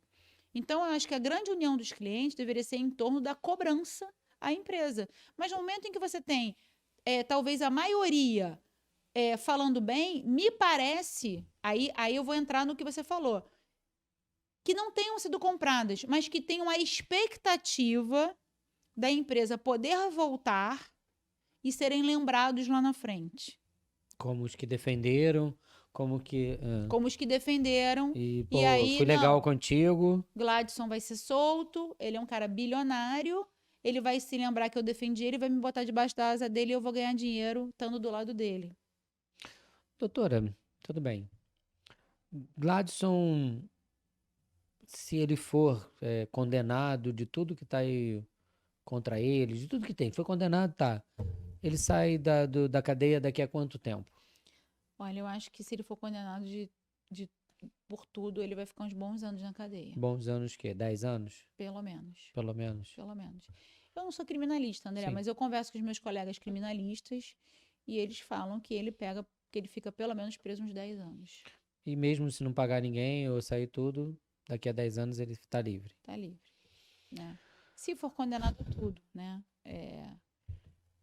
Enfim, eu acho que é o que eles me dizem, né? Que seria em torno de 10 anos preso. Eu vou falar alguns nomes, tá, doutora? Uhum. Que eu de verdade, como eu saí, me afastei, eu quero saber a sua opinião sobre essas pessoas e a mesma coisa. Fique à vontade, tá? Não, se você não quero falar, não importa, tudo mais, mas que eu vi fazendo movimentos, inclusive um deles hoje ele é candidato também, não sei se é deputado federal ou estadual. Vamos começar pelo Luiz Pontes. Quem é o Luiz Pontes? O Luiz Pontes é um cliente, né? Ele também conhecimento que eu tenho é que ele é candidato a deputado estadual, é um cliente da empresa. Alguns dizem que ele é consultor, outros dizem que não. Não tenho conhecimento se é ou se não é. mas foi um dos primeiros a começar a falar sobre o caso, junto, inclusive, com a doutora Mônica Lemos, né? Então, ele assumiu um posicionamento de defesa da verdade, defesa aos clientes, mas ele também acredita na empresa, ele acredita que a empresa foi lesada, ele acredita que o judiciário causou esse problema todo, né? Então, ele é um defensor Ele é árduo. advogado, né? O Luiz Pontes não. Não, não. Não, Luiz Pontes não. Então, isso se transformou aí num candidato a deputado estadual, né? Com a bandeira de defesa. Ele fez várias passeatas, organizou várias passeatas, né? Então, ele faz várias lives. É uma pessoa que é bastante ativa nesse caso da GS. Mas é ativa em que sentido? Então, ele defende a empresa, né? Ele é um Ele defende a empresa. Ele defende a empresa, ele diz que tudo isso é culpa do judiciário, ele diz que acredita no Gladson, Sim. ele diz que acredita que o dinheiro virá. Ele é um defensor dessa linha. Tá bom, vamos mudar. Jefferson Brandão. Dr. Jefferson é advogado, ele não entrou com nenhuma ação contra a GAS, ele se posicionou nesse sentido, falou que não entraria com ação nenhuma contra a empresa, porque ele não acredita nas ações judiciais. Ele também faz várias lives, ele tem muitos seguidores, clientes que depositam todas as esperanças nas palavras dele, e ele faz o papel de ficar analisando os processos judiciais e emite a opinião dele jurídica sobre o caso e emite também a opinião sobre a empresa, né? E ele, assim, quando ele tem que bater na empresa, ele bate, quando ele tem que não bater, não bate. Eu discordo de alguns posicionamentos jurídicos dele, tá? O Jefferson é advogado, correto? Advogado. Eu discordo de alguns posicionamentos. Por exemplo, o posicionamento dele, ele bate muito forte de que a doutora Rosália deveria transferir esse 1 bilhão para o juízo da recuperação judicial. E eu defendo que não. Primeiro, porque ela não pode. E segundo, que mesmo que pudesse, estaria entregando 1 bilhão para pagar uma conta de 20. Então, exato. esse 1 bilhão ia se dissipar, onde eu estou aqui do outro lado defendendo que tem que vir para a associação e as ações individuais, para pagar só os clientes, né? Exatamente. Dentro da sua visão, do seu, pegar e entregar para o bandido, vamos dizer assim, entregar né? Entregar para outros, para terceiros vai perder, receberem. Exatamente. Entendeu? Exatamente. Então, eu não defendo. Então, assim, só para te dar um exemplo no que eu discordo de alguns posicionamentos jurídicos dele. Ele defende que seja transferido porque ele diz que o dinheiro é nosso. Ok, mas transfere então para o lugar certo, não para o juízo da recuperação. Eu comecei a ver 1 ou 2 vezes só o Jefferson, mas assim, eu vou ser sincero, e também não me importa, não importa, não estou julgando e tudo mais, mas assim, ele bota lá live tal hora para operação, uma coisa muito importante. Aí fala pra cacete 1 hora para chegar na coisa importante, que no final não é nem tão importante assim, mas eu acredito também, se é problema dele, é que ele segura tantas pessoas ali e já vi as pessoas se manifestando também contra isso. Pô, caramba, 2 horas falando para poder dar uma notícia que poderia ter dado em 12 segundos. Uhum. Você acredita que o canal dele seja monetizado? Não que a gente tenha nada com isso, tá, doutora? Sim. Mas eu acredito que sim, né? Eu não sei, André, se de fato se é, né? Mas ele de Aí fato já é fofoca, né? Eu não sei se é monetizado ou não, mas tem uma especulação nesse sentido. Ele, inclusive, já falou sobre isso, né? Eu não vi, ele falou sobre isso. Ele falou sobre isso, ele falou que que o canal dele não era monetizado, que ele não ganhava dinheiro com isso, e ele defende, ele fala muito que ele tem a espada da justiça com ele, né? Então ele levanta essa bandeira da justiça. Eu acredito que dentro das convicções dele, ele de fato defenda o justo, né? Mas assim, eu também quero defender o justo. Mas para você defender o justo, você tem que associar essa justiça ao caminho jurídico correto, né? Ao caminho jurídico melhor viável para os clientes, né? Então, em alguns pontos, como eu te falei, a gente discorda aí juridicamente. Doutora, eu fiz uma colinha, né, de algumas coisas que eu gostaria de falar com você, de perguntar, tirar uma dúvida. E, assim, eu quero deixar você bem à vontade. de algo que eu não tenha te questionado, de algo que eu não tenha te perguntado, que você queira trazer para, sei lá, brilhantar, melhorar de alguma forma? Qual o ponto que você gostaria de tocar Eu aí no acho que é um ponto processo? importante, já que tantas pessoas vão nos assistir, estão nos assistindo, né, André? É importante, assim, tirar esse mito de que eu sou a precursora do apocalipse, de que eu quero falar coisas ruins, que eu fico torcendo para dar tudo errado. Muito pelo contrário, né? Eu gostaria demais de continuar recebendo o meu investimento como todos os clientes. Eu, eu, eu, eu não quero aqui, eu não torço para que ninguém que seja injustiçado seja condenado. Porque, assim, eu tenho uma bandeira de causas justas muito forte na minha vida. Então, eu não estou torcendo para que todo mundo se dê mal. Inclusive, em várias lives minhas, eu disse que a pessoa mais injustiçada, a meu ver, nesse contexto todo, era o Michael Magno. Esse menino ficou preso, né? E eu li o processo. Não vi data vênia aí do judiciário, mas não vi nada que o incriminasse de fato para deixar aquele rapaz encarcerado. O que eu vi ali foram conversas, como a gente está conversando aqui, e ele falando assim, por exemplo, poxa, eu já falei, o Gladson sabe que ele pode ser preso, estão investigando ele, o que, que ele está fazendo no Brasil ainda? Que ele poderia estar falando É. uma opinião dele como um Ele amigo, tinha, assim, querendo proteger um amigo. Então, assim, mas nada ficou provado não tem nenhum documento naquele processo que de fato o incrimine. No viés da sonegação fiscal, na lavagem de dinheiro, ele era um consultor. Então, assim, como é que ele está preso e todos os outros milhões de consultores não estão presos? Entende? sim, Então, de fato, a minha causa, para deixar claro, André, é a causa, primeiro, da verdade, porque eu vejo muitas falas e muitos discursos que são mentirosos, a verdade é essa, que não explicam para as pessoas a realidade do que está escrito no processo. Se vende a possibilidade da empresa voltar a operar, isso não vai acontecer. Ninguém precisa estudar direito para entender que já existe uma decisão impedindo isso. Então não sejamos crianças. A empresa não vai voltar a funcionar. Mas, por outro lado, a meu ver, poderia pagar sim. Então, assim, quando eu falo, é porque o meu compromisso, primeiro comigo, é de esclarecer as pessoas. Né? As pessoas precisam entender o que de fato está sendo, o que está acontecendo na prática. Né? E, por outro lado, também, se alguém puder me ouvir dentro da empresa, é necessário que se coloque uma pessoa para defender os clientes. Porque eu não acho correto e nem justo que cada cliente tenha que pagar o seu advogado para ser ressarcido num direito, onde a empresa. Ah, mas a empresa não teve culpa. Claro que teve. Você responde pelo claro. risco do Sim. negócio. Se a sua empresa não é estruturada, organizada, só o dono da empresa que pode responder mesmo.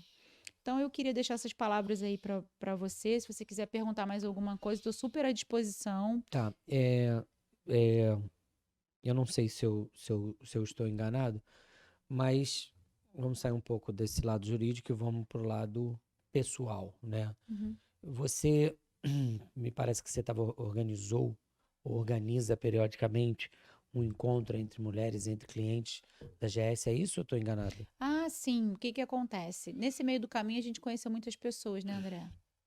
Eu pergunto isso porque eu vi você fazendo uma chamada e como eu te falei, não deu para Se eu falei, pô, aprofundar. ela tá num social também, isso é legal, Sim. né? Como é que é isso, Olha, eu doutora? tenho, eu tenho, André, assim, um compromisso social muito forte. Eu sou membro do Lions Club, que é uma entidade internacional que faz caridade. Eu sou uma pessoa extremamente católica. é, Sou mesmo, frequento missa mesmo, eu sou católica. Me, me, é, a minha vida inteira estudei em colégio católico, escola de padre, então eu tenho esse viés. Eu já doei várias cestas básicas ao longo desse período para clientes GAS que estavam de fato passando necessidade. Já doei dinheiro, já fiz o que eu pude, e aí surgiu a necessidade de ajudar as mulheres. Talvez por eu ser mulher, muitas mulheres vêm até mim, né, pedindo ajuda ou porque estão desempregadas ou porque estão sofrendo separações. Vários lares foram desfeitos por causa da GAS. Ninguém olha para esse problema, entendeu? Então elas estão sozinhas cuidando dos seus filhos, porque às vezes não concordavam porque o marido tinha colocado dinheiro, e aí brigaram quando o negócio ruiu e separaram. Então o que eu pensei em fazer? Eu pensei em fazer um evento só de mulheres, né? De todas as áreas, todas as mulheres, não só clientes da GAS, mas pegando a causa GAS, né? E chamar empresárias de conhecidas minhas que pudessem participar desse evento e a gente poder não só fazer um evento onde as mulheres pudessem colocar na pauta as suas mazelas, mas também tornar isso um nicho de emprego. Porque sim. se eu misturar as clientes que estão sofrendo com empresárias que querem empregar, talvez eu possa fazer um link, uma conexão de também dar trabalho para elas que estão passando por dificuldades. Então, essa causa me veio por ouvi-las. Eu não me coloco como uma feminista. Por onde eu passo, eu falo isso. Eu não sou feminista. Eu sou humanista. Porque eu acho que você radicalizar, ser feminista ou ser machista, é você radicalizar. Cada pessoa tem o seu lugar ao sol, não importa o gênero, não importa a raça, não importa a cor, não importa nada, né? Então você tem que olhar para o humano.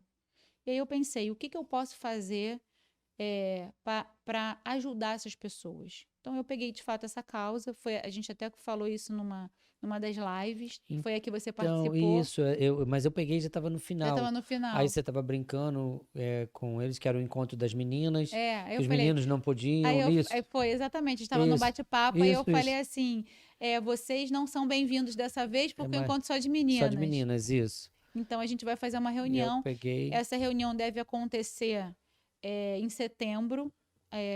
Então não está ainda. A gente está se organizando. Eu estou organizando. Quem está muito de frente comigo nisso é uma cliente AS, é a Andréia, sua xará. É a Andréia. A Andréia foi um caso que me impactou muito. A Andréia me ligou um final de semana, um domingo, porque a Andréia veio a ser minha cliente na associação.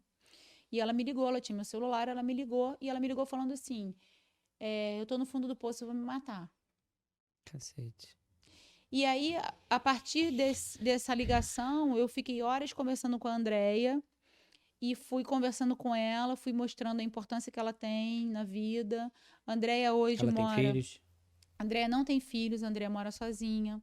A Andréia teve que sair de um padrão de vida altíssimo para morar no terreirão, porque perdeu tudo com a GAS. A Andréia está desempregada. Então, assim, a Andréia é uma representatividade dentro desse universo. E eu falei, Andréia, eu não quero você só eu te falando, não atente contra a sua vida. Isso é muito blasé. Eu quero você fazendo uma palestra, falando da sua história, num evento que a gente vai fazer só para mulheres. E daí surgiu essa construção.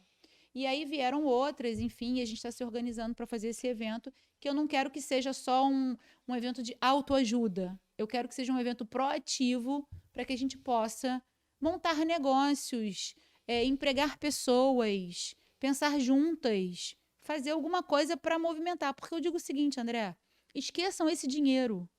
Não é porque a gente vai deixar para lá ou porque a gente tem que esquecer. Não, a gente tem que cobrar. A gente vai tomar as medidas judiciais cabíveis, sim, mas a gente tem que entender que esse dinheiro será uma poupança. Um dia ele vai sair. Não será rápido. E as pessoas não gostam de ouvir essa verdade, entendeu, André? As pessoas querem ouvir que mês que vem... Aliás, amanhã, hoje é dia 17. Amanhã, dia 18, é o prazo que a empresa tem para mostrar na recuperação judicial os seus ativos. Já é amanhã. Já é amanhã. Então, portanto, a chance, a meu ver, disso acontecer é próxima de zero. Não. Só se um milagre acontecer. Eles não vão mostrar os ativos, porque o Glauson já disse que não É porque entrega as não tem. senhas. E não tem. Sei lá, entrega as senhas, esse é aquele ciclo vicioso todo. Eu achei que a gente estava chegando ao final, mas não, porque eu esqueci de uma coisa e eu vou fazer um desabafo meu e acredito que vai atingir vários clientes como eu. Eu vi, doutora, durante esse tempo, né? E eu falo assim, posso falar um palavrão fraco, doutora? Não é Claro, muito pode, forte, não. pode. Eu vi alguns babacas, como eu não lembro, cara, um repórter, não sei o quê, que no cabeçário lá dava, não lembro como que era a matéria, mas que nós, insuflados ou querendo ter um ganho fácil, né? Entramos nessa roubada, tipo um bem feito, Sim. tipo um bem feito. E eu quero que esse repórter e outros mais que falaram ou que pensaram assim, vão à merda. Porque se eu tinha um patrimônio, se eu tinha um dinheiro, se eu estava investindo ali, é porque eu queria um bem. Sim. Eu estava procurando o meu, e acho que todos, né, que colocaram, você colocou o seu dinheiro lá porque é uma oportunidade de ganho. Então, por conta disso, eu lembro que a reportagem era tipo, nos colocamos como uns espertinhos, né? Uns otários, chamando assim a gente de otário. Olha lá, ô seu otário, você botou o seu dinheiro lá e agora você se ferrou. Eu quero que essas pessoas vão à merda. Eu queria ter essa oportunidade de falar para. E você sabe que isso aconteceu Sim, muito, sim. né? Então, assim, é ruim, é dar uma desperta, você querer ter o melhor, você querer ter um bom carro, você querer ter uma vida melhor, e oportunidade. E vamos lá, a empresa operava há tanto tempo, com tantas pessoas falando bem dela. Sim. Então, assim, eu quero fazer esse desabafo, né? Até um desabafo mesmo para quem torce contra, né? Tipo, esse negócio lá, o otário foi dar uma desperta. Ninguém foi dar uma desperta. Acredito que os clientes da GS não fomos dar uma desperta. Nós fomos em busca de algo melhor, em busca de um. E acabou dando errado. Ou seja, aquele sonho, como para muitos, virou pesadelo. Sim. E você tá vendo, você veio Sim. aqui, né? O meu estúdio é na minha sala, né? O estúdio aqui é na sala da minha casa. Então não parece, mas é na sala da minha casa. Por quê? Porque eu não tenho condições de alugar uma sala aqui na Barra, gastaria aí R$ 5.000. Eu não tenho todo o equipamento meu do podcast, câmeras e tudo mais, foram comprados com o dinheiro da venda do meu carro que eu tive que vender para poder pagar o banco, que uma parte estava financiada, um carro que eu comprei 0 km, porque eu queria ter um carro 0 km. Então, assim, eu tô falando até isso, doutora, você deu o exemplo da Andréia, e que para a Andréia não desistir. Porque eu estou me reinventando. Isso aí. Isso aqui eu estou me reinventando e muita gente. Eu tenho um amigo em Rio das Ostras que é a mesma coisa. Ele falou, pô, André, eu tô tendo, se a gente tá falando de me reinventar, e tá se reinventando, levantou a cabeça, tá lá e tá. E não importa, né, se a Andréia foi morar no Terreirão e tudo, mas ela ainda foi morar no Terreirão, ainda teve como ir morar no Teve gente que foi Terreirão. morar na rua. Doutora, tá sendo difícil, não tá fácil para mim, né, acredito que para muitos também.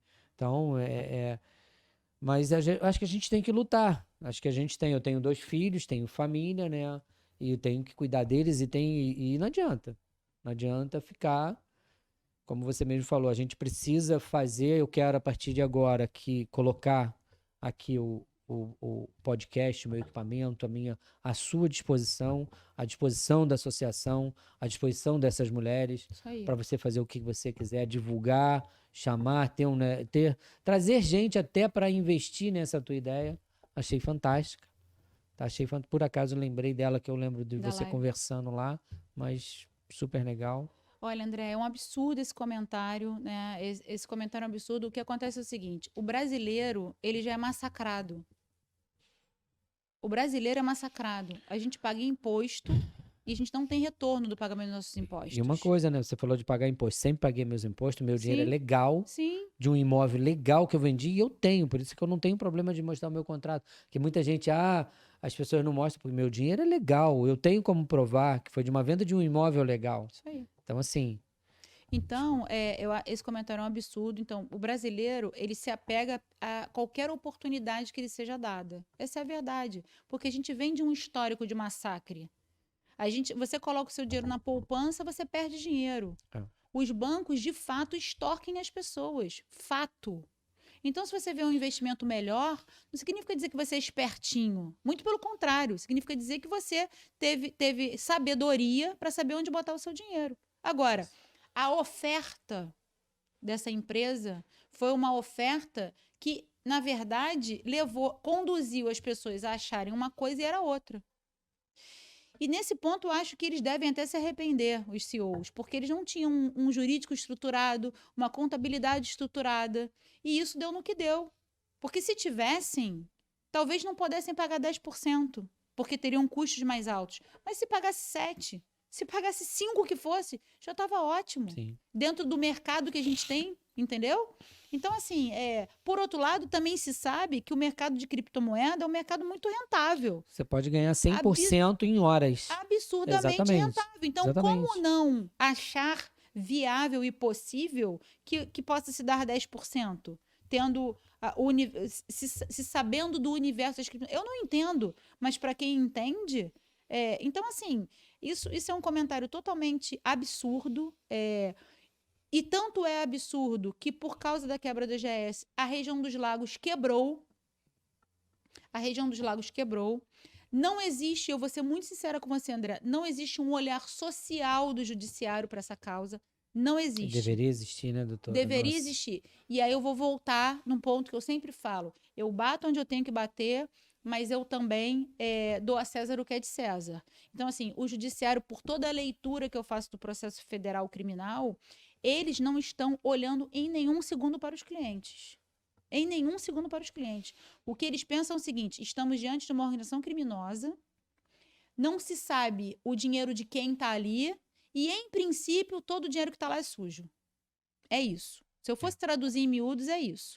Agora, lá na frente, o que vai acontecer? Acabando o processo criminal, cada um vai provar ser o terceiro de boa-fé, que é o que a gente faz com a associação, botando todo mundo terceiro de boa-fé no mesmo bolo, até para ficar mais fácil, tá? Mas isso vai demorar.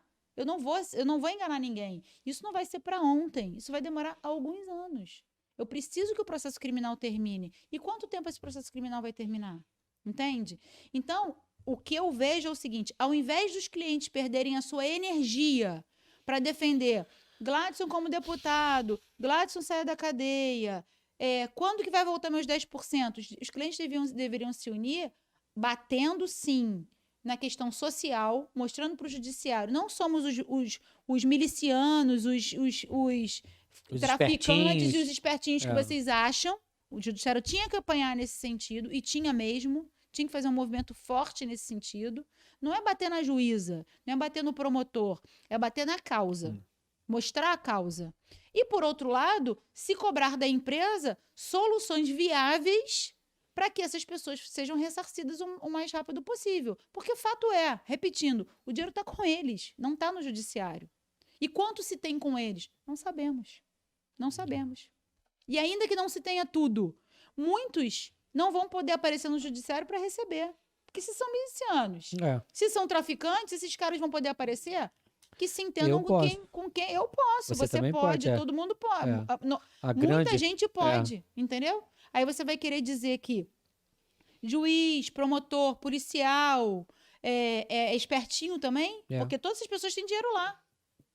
Pastores, médicos, pastores, padres, advogados, enfim, padres eu não sei, empresários, todos esses então são espertinhos, né? São os malandrinhos que não sabiam o que estavam fazendo. Agora, por quê? Porque a oferta foi bem feita. A oferta era de um amigo que te falava assim: eu tenho aqui uma empresa que está funcionando há tantos anos, ela sempre me pagou, você vai ficar de fora dessa, meu amigo? Venha também. A oferta era nesse sentido. E que a empresa era mais estruturada. Você foi lá ver as dependências da empresa. Todo mundo... Coisa absurda, doutora. Todo mundo viu, entendeu? Então, assim, não é dizer que era uma fabriqueta de fundo de quintal, né? Então, eu acho que a gente tem que se fortalecer, se deprimir e jogar a toalha, não adianta. Quando eu escuto pessoas falando assim, somos uma família. Somos uma família, sim. Porque nos tornamos uma família de um grupo de pessoas lesadas. E a pergunta é, o que faremos de forma proativa, como família, para poder ajudar uns aos outros? Então, é o André que vai ajudar a Renata, que vai ajudar a Andréia, que vai ajudar o Pedro, que vai... Enfim. Então, eu acho que é esse movimento que a gente tem que fazer, até porque o teu produto pode servir para mim e o meu produto pode servir para você. Sim. Então, se a gente começa a reunir essas pessoas em prol da reinvenção, quantas mentes pensando podem fazer coisas grandiosas, né? Então, eu acho que fica essa dica. Eu acho que a gente tem que se reunir e se tornar proativo nesse sentido, né? Deixem os processos judiciais com os advogados. Essa vai ser uma causa longa. Ninguém precisa vir agora. Ah, mas eu não tenho dinheiro para ir na justiça. Não precisa ser agora. Bom, doutora, que eu ia esquecendo de falar isso. Desculpa. A respeito da associação, por exemplo, se eu quiser entrar, como é que Então, funciona? a gente tem lá eu peço que as pessoas possam me procurar, né? Pode me procurar no Instagram. Melhor o Instagram, porque assim, fica muito ruim para eu divulgar telefone, divulgar valores. Mas a gente cobra lá um valor pelo nosso trabalho, né? Que é possível de ser pago. Quem não tiver condições, a gente pode conversar para ajudar. Procurem a Defensoria Pública também. É um viés, é um caminho, né? E ninguém precisa sair correndo. Quem chegar primeiro leva. Não existe isso. Isso é importante de ficar claro. Não existe quem chegar primeiro leva. O que vai existir nesse caso é quem for terceiro de boa-fé leva. E o terceiro de boa-fé é aquele que tem o dinheiro lícito. Né? Aí alguns me perguntam, que eu acho que até uma pergunta importante a gente esclarecer. Ah, doutora, mas eu não paguei o meu imposto de renda, porque eu entendia que aquele dinheiro não era um rendimento. Muita gente veio me falar isso. Por exemplo, eu estou na empresa há 6 meses. Eu peguei todo aquele capital e reinvesti. Ou seja, eu não botei aquele dinheiro do investimento no meu bolso. Então, aquilo eu não considerei como um lucro. Como eu não considerei como um lucro, eu achava que eu não deveria declarar isso no imposto de renda. É um caminho possível de você até contestar na Receita Federal, é um caminho possível. Mas é importante deixar claro, André, que essa é como é que se diz? Uma investigação que deva ser feita pela esfera federal. Sim. Quem for percorrer o seu dinheiro na esfera estadual, que é onde se paga, que é onde se determina o pagamento, não se entra no mérito se pagou ou se não pagou imposto de renda. Isso pode ser feito depois também, né, doutora? Isso pode ser feito depois. Se não recolheu o imposto, recolhe depois que receber. Recolhe depois que receber. Então, assim, não é um problema não ter... O que é um problema é, de fato, você ser dono de uma boca de fumo e botar o seu dinheiro lá. Porque aí você vai dizer... Se tiver que dizer se tiver que mostrar o seu contrato e a sua cara no judiciário, talvez você não possa. Mas você sendo um trabalhador, ainda que não tenha prestado contas com a Receita, isso é possível de fazer na frente, isso é possível de ser negociado na Receita, não será um problema para você não receber. O que eu acho que não pode acontecer de forma nenhuma é você desistir do seu capital. Percorra o que você achar dentro da sua convicção, mas não desista do seu capital, porque o dinheiro é suado. E assim, foi o que você falou, as pessoas queriam um meio de vida melhor, um capital de giro para trabalhar mais, mas não era para você ser o espertinho da parada, né? E ficar lá sem produzir, sem nada. Até porque, quando a GS acaba, a região dos lagos acaba junto. Ou seja, a produtividade, o dinheiro que se vinha da GS é comprovadamente um dinheiro que alavancava a área, toda a economia da região dos lagos. Bancos quebraram por causa da inadimplência, comércio, restaurante. Tudo. Diz-se, inclusive, que a grande pandemia da região dos lagos está sendo sofrida agora, né? Parece que a pandemia chegou lá agora, porque muitos empresários que também quebraram durante a pandemia, pegaram o dinheiro que tinha em caixa ou venderam bens, colocaram na GS, até para poder dar continuidade ao seu negócio. E agora Não estão sem nada. Então, tá o seu assim, negócio. eu acho um absurdo esse tipo de comentário, não concordo. Bato na imprensa que fala isso, né? A imprensa também Não ajuda, né, não doutora? ajuda, entendeu? A gente sabe que eles são injustos mesmo. Eu mesma já fui vítima de injustiça da imprensa. Então, assim, a gente sabe como funciona, né? Doutora, podemos terminar? Você quer acrescentar mais alguma coisa? Quero te agradecer, André. Agradecer pela oportunidade. Se tem uma coisa boa nesse caminho da GES, foi ter conhecido pessoas boas, né? Eu acho que dentro de uma coisa ruim, sempre tem coisas boas que a gente tira, né? E tudo para melhorar tem que piorar, né?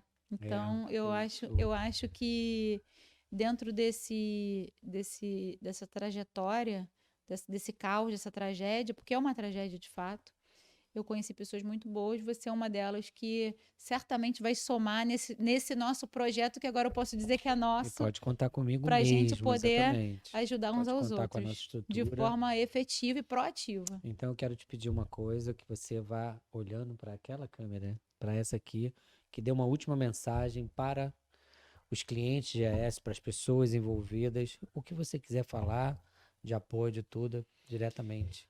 Olha, eu diria para os clientes o seguinte: tudo tem um propósito na vida e tudo tem um motivo. Às vezes a gente não sabe quais são os propósitos, porque só quem sabe é Deus, e no momento certo ele mostra para a gente, e mostra mesmo. Para aqueles que têm verdadeira fé dentro do seu coração, ele mostra o propósito no momento certo. Encontre o seu propósito, né? Mas uma coisa que a gente nunca pode desistir é da nossa vida e da nossa capacidade de se reinventar e de ser empreendedor. Cada ser humano tem a sua capacidade, seja vendendo um sanduíche na praia, seja dando aula, seja pedindo ajuda para os amigos, seja varrendo uma rua, não importa. Cada um vai encontrar o seu caminho. E sempre terão anjos bons, né, ao longo da estrada, que te darão a mão para você seguir. Mas você precisa de querer. O querer é o fundamental para cada um que vive nesse mundo, tá? Então fica aí a minha dica. Queira, queira, porque só o seu querer vai te transformar. Obrigada, André.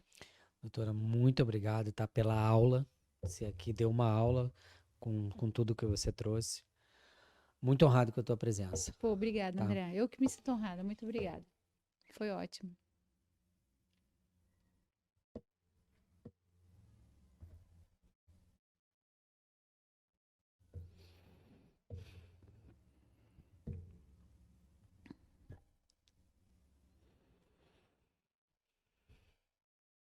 Eu vou conseguir. Claro que vai. Já conseguiu. Eu vou conseguir terminar o programa. Claro que vai. Já conseguiu. Já é um vencedor. Já é um vencedor.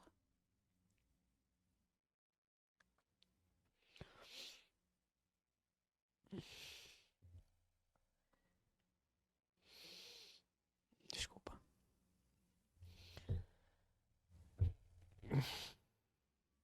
Esse é o programa mais difícil de eu terminar.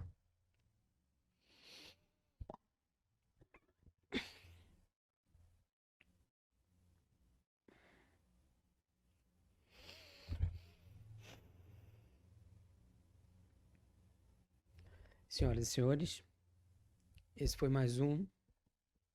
Desculpa. Senhoras e senhores, esse foi mais um podcast. O que você acha? Onde a sua opinião e a opinião dos meus convidados é realmente a que mais importa. Muito obrigado e até a próxima. E quero fazer um pedido. Se você gostou desse nosso conteúdo, se você quer que ele continue, por favor, curta, compartilhe, se inscreva em nosso canal, porque isso é muito importante, tá, doutora? Preciso que você me ajude a divulgar o nosso programa. Com certeza. Preciso que você ajude a fazer o nosso trabalho crescer. Vamos fazer. Tá? E é isso. Muito obrigado pela sua presença até agora. Até a próxima.